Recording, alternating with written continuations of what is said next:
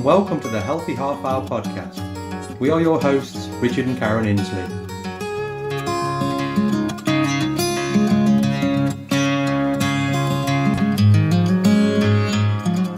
The Healthy Half Hour podcast is your resource for all things healthy, and we will be discussing how to make nutrition, fitness and lifestyle choices work for you. We will be sharing our own personal insights along with research gathered from working in the health and fitness industry for the past 10 years. Our show is brought to you by the 7 Day Shred, which can be found at 7dayshred.com, and please feel free to visit our podcast website, which can be found at healthyhalfhourpodcast.com. And now on to today's show.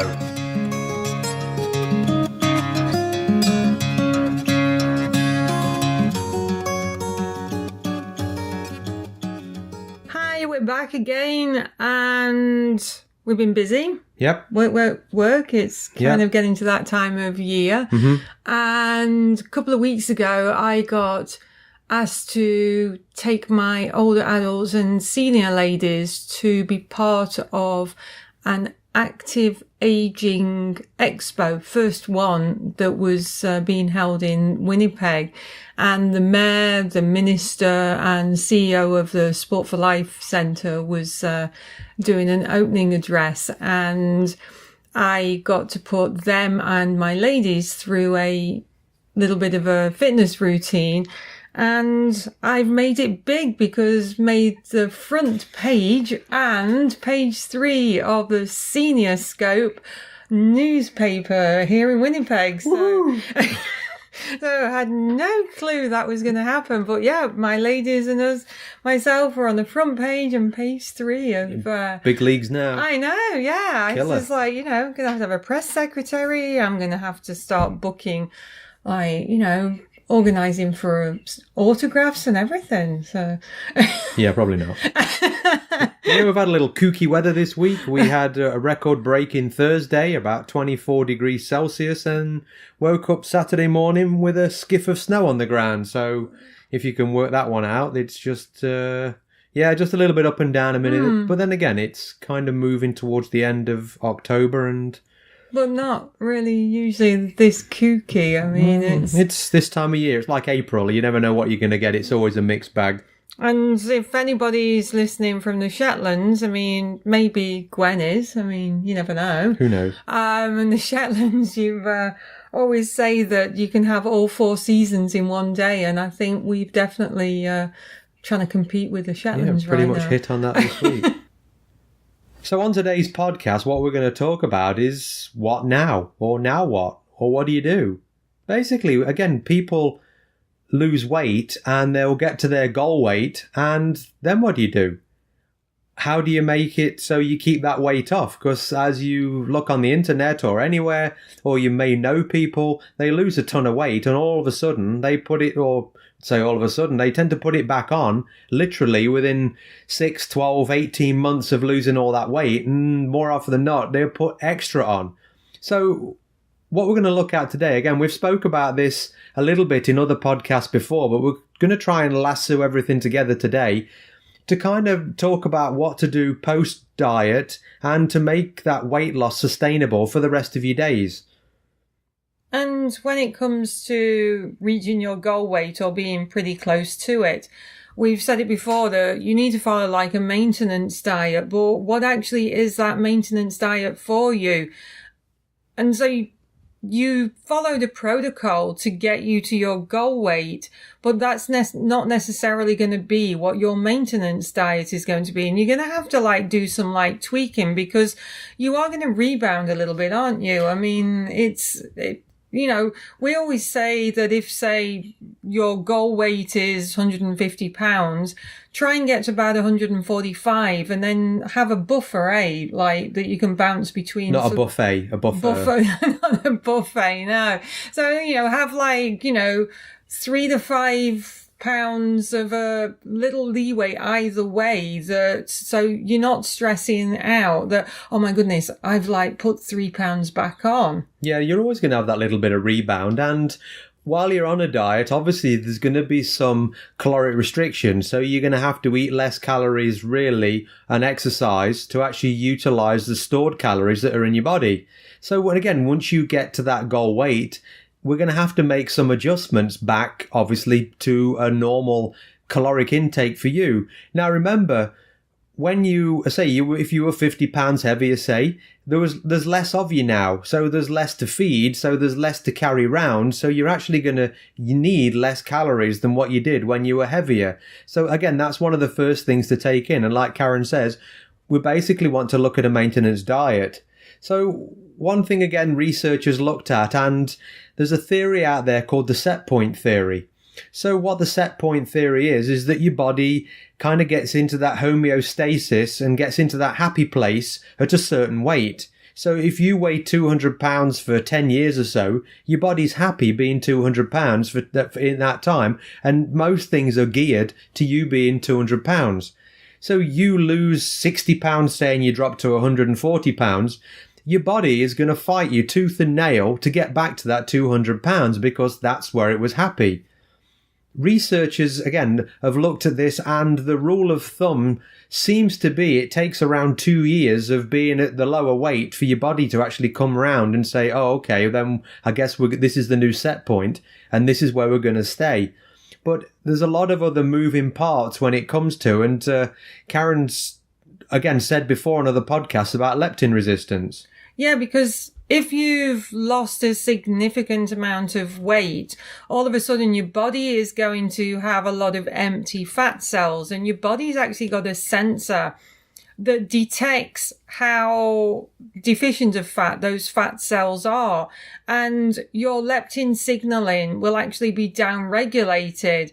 And leptin and ghrelin are hormones, and leptin tells you that you've had enough to eat, and ghrelin tells you that you need to eat more. So when your leptin signaling is downregulated, basically you don't have that signal anymore to say stop eating. So if you've lost a significant amount of weight, all of a sudden your body's not going to have that signaling saying stop eating. So a lot of times that's why people regain a lot of the weight that they've previously lost, and some extra pounds they'll gain as well, because you don't have that leptin signaling anymore, or it's been downregulated because of those empty fat cells in your body. So it's those hormones are fighting against you, and it is kind of like a bit of a mental game as well, because you're going to have to kind of challenge yourself against those signaling processes, because your leptin signaling is downregulated, so you're not going to know when to stop eating. Yeah, and it is a real mental game, like Karen said, because at the end of the day, you can't stop caring about what you eat, sort of thing, because if you go back again to what you were doing before and, I'm going to eat pizza 5 times a week and blah, blah, blah, and do this and do that, then again, that weight's just going to come piling back on. Also, if you've been doing something like a keto diet, or you've been doing some kind of low carbohydrate plan, and then all of a sudden you start chewing down the carbs when your weight's at a normal level, you're now way more susceptible to utilizing those glucoses out of those carbs, and you look for fat, because again, that's just how it is. So if you want to increase your carb levels after you've been used a keto diet for weight loss, then you're going to kind of have to reverse diet those carbs back in. So what we mean with reverse dieting is, maybe you are doing a keto diet and you were kind of probably on 70% fat, 20% protein, 10% carbs. You can't just jump back up to 40% carbs. You may have to do a couple of weeks at 15%, a couple of weeks at 20%, a couple of weeks at 25%, and just ease back into them again, because your body is just going to respond unfavorably to having a large carb load again. It'll store it as fat. Again, metabolically, you're going to be lower. Like I said, if your weight's lower, you're carrying less of you. There's less of you to carry around. There's less moving parts per se. Again, with not having that body fat, your muscle percentage is going to be lower because you're not carrying that weight. So again, if your muscle's lower, there's less mitochondria in those cells because, again, your muscle mass has decreased. So metabolically, you will be in a lower state. So again, that adjustment to finding that caloric level will take a little bit of work. Yes, as Karen says, there will be that 5 pound maybe rebound at the end of the diet. But again, if that rebounds maybe 10, 15 pounds or whatever, then again, we need to revisit that caloric intake again, because we don't want to start yo-yo dieting all the time. We want to find something that's going to work for you. And that's why, again, when we kind of talk about diet, that's why we really, really want people to try and follow a sustainable diet from day one. Like I say, the protein sparing modified fast and diets like that, yes, they have their places, like with other sort of fast and things and keto, just to try and blast some of that weight off you pretty quick. But really, at the end of the day, if you can follow something that's sustainable from day one, something that you can do for life, because really, at the end of the day, it's going back to that alcoholic thing. I mean, alcoholics don't just nip down the bar for one drink. And the same with, overweight people can't just have pizza 5 days a week and then think they're going to keep the weight off.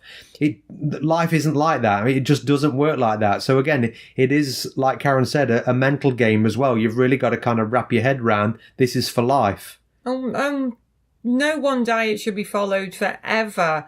You should basically do something, especially if weight management and weight loss is your goal, find something that helps you to get to your goal weight and then reintroduce foods and find something with the broadest amount of ingredients that keep you at optimal health and optimal weight, because a weight loss diet, a therapeutic diet, they're all to get you to a certain health point and a weight point. So you don't want to be following something that you've used to get you to a certain goal, because once you're at that goal, you then need to formulate a protocol that has got the most amount of ingredients in it that keeps you at where you've actually got to. And again, we all have to live.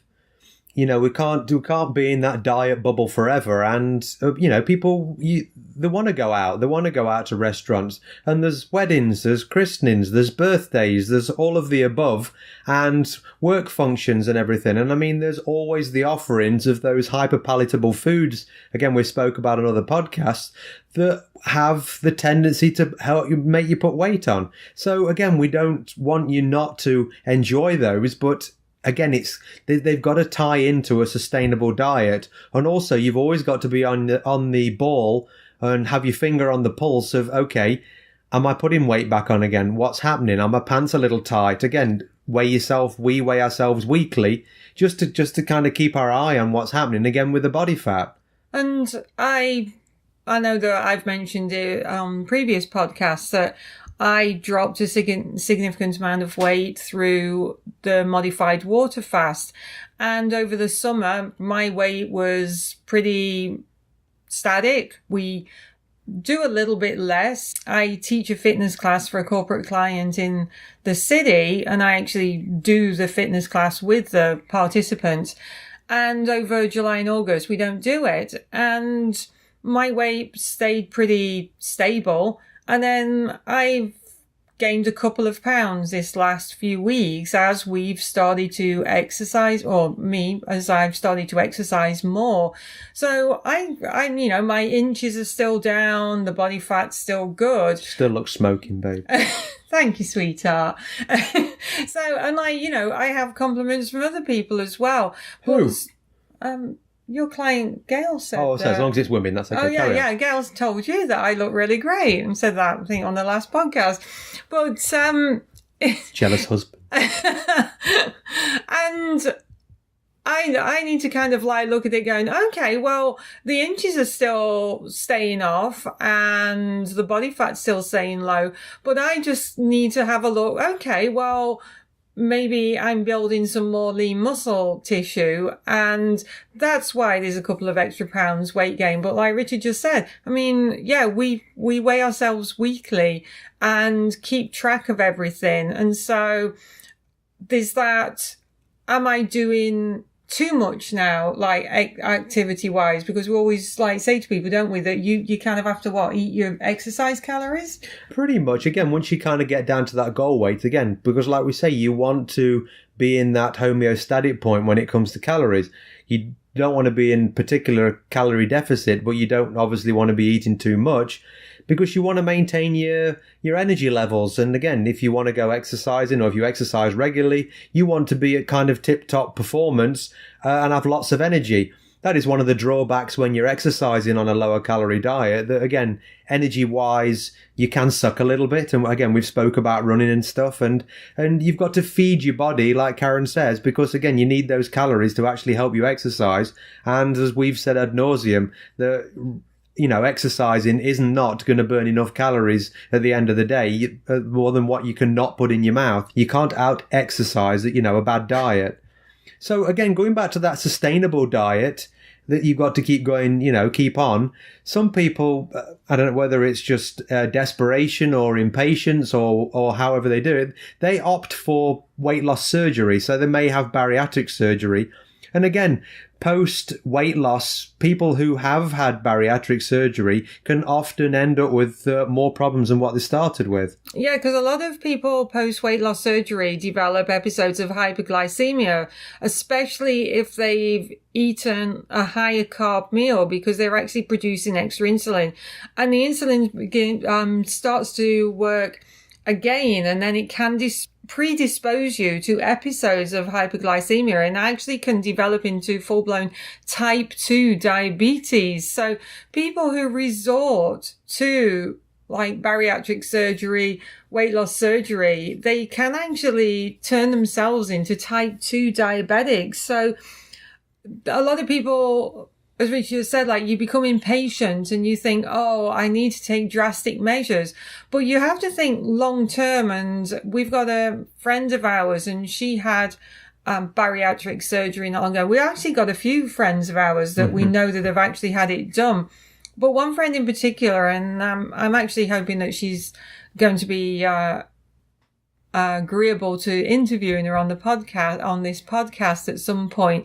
She said that her eating now is so restricted, and she almost feels like she can't eat hardly anything at all. So from a social perspective, being impatient and taking drastic measures, I mean, it's expensive as well.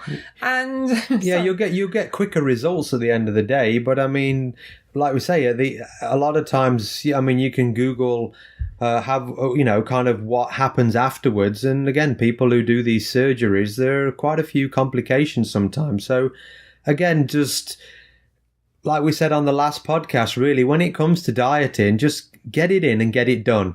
A lot of people bounce around, and they're up and they're down, and they yo-yo, they lose 10, gain 5, lose 5, gain 3 back. And for months and months and months, they just go up and down, rather than just doing it and getting in. And like we've said, 3 diets. So if they're following that weight loss diet, follow it, and like I say, but get to that maintenance. And again, what we're saying today with this podcast is that you really can't take your foot off the gas pedal.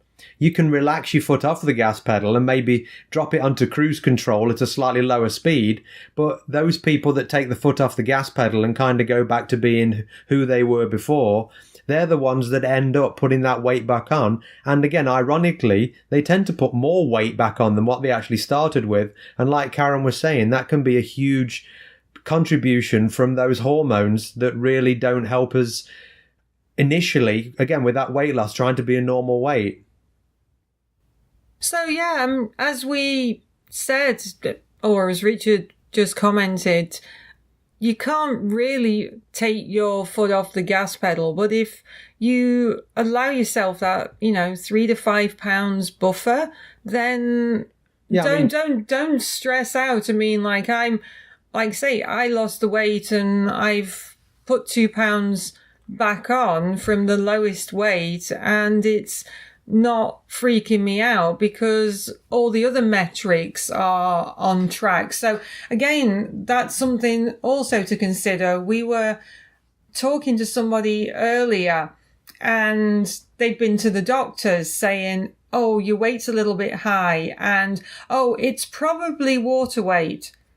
Well, do you know if it is or if it isn't? And so that's why we always like to do different metrics apart from like just weight and BMI. Do the body fat calculations, do the waist to hip ratios, do your measurements, and try and be a little bit more accurate. As I said, with my own statistics, my inches are still down, the body fat's still down, and the weight's gone up 2 pounds. Am I freaking out? No, because obviously I've like changed what I've been doing exercise wise, and just don't basically freak out over a couple of pounds rebound. Yeah, I mean, and flexibility, like we say, with going out and things like that, you've got to add flexibility into your life. But like say, you can't take your foot off that gas pedal. And again, you've just really got to choose something that's sustainable. And like we've said on other podcasts, that's basically high in nutrition, whole foods, that's going to sustain you for the rest of your days. Because again, we want things that are kind of fairly low in inflammation, low in sugars. And again, we've done podcast after podcast about all these different factors, but we've never really tied everything up like we are doing today in basically what to do after you lose the weight. If you have lost the weight, congratulations, keep going. Yeah. And don't give up now, because again, this is you for life, and you never know who you're motivating. Talking of motivation, that's next week's podcast. See you then. That's all we have time for right now, but we do hope that you join us for our next show.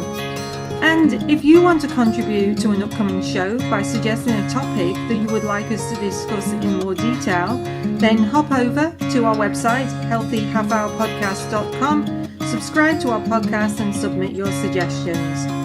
The Healthy Half Hour Podcast was brought to you by the 7 Day Shred, and don't forget to share our details with your friends and review our show.